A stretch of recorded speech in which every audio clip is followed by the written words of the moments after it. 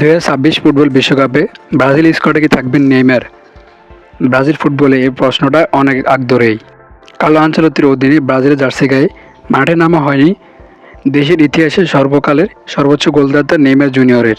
মার্চে ফিফার উইন্ডোতে বিশ্বকাপের প্রস্তুতির অংশ হিসেবে দুই আন্তর্জাতিক প্রীতি ম্যাচে ব্রাজিলের মুখোমুখি হবে ফ্রান্স এবং ক্রোয়েশিয়ার বিপক্ষে। এই দুই ম্যাচকে সামনে রেখে স্কোয়াড ঘোষণা করতে যাচ্ছেন কার্লো আনচেলত্তি। এর আগে একটি প্রাথমিক স্কোয়াড গঠন করেছেন ইতালিয়ান এই কোচ। ব্রাজিলের একাধিক সংবাদ মাধ্যমের তথ্য বলা হয়েছে, নেইমার জুনিয়রকে কার্লো আনচেলত্তি নিজের প্রাথমিক স্কোয়াডে রেখেছেন। এখান থেকে নেইমারকে যদি চূড়ান্ত স্কোয়াডে ঢুকতে হয়, সেক্ষেত্রে আগামী ম্যাচে পারফর্ম করতে হবে নেইমারের। কারণ সান্তোসের সেই ম্যাচে নেইমারের ফিটনেস এবং স্কিল দেখতে গ্যালারিতে উপস্থিত থাকবেন কার্লো আনচেলত্তি এবং তার টিম। এরপরে তিনি সিদ্ধান্ত নেবেন নেইমারের এই ফিটনেস এবং স্কিল নিয়ে ব্রাজিল স্কোয়াডে অংশ হতে পারবে কিনা। ফাব্রিজি রোমানো এক বার্তা জানিয়েছে, নেইমারের ম্যাচ দেখতে মাঠে উপস্থিত থাকবেন কার্লো আনচেলত্তি।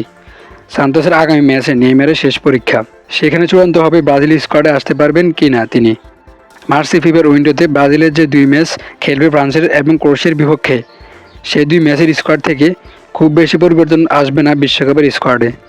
আর এই দুই ম্যাচে যদি নেইমার খেলতে পারে, তাহলে বিশ্বকাপের স্কোয়াডে থাকা তার জন্য সহজ হয়ে যাবে।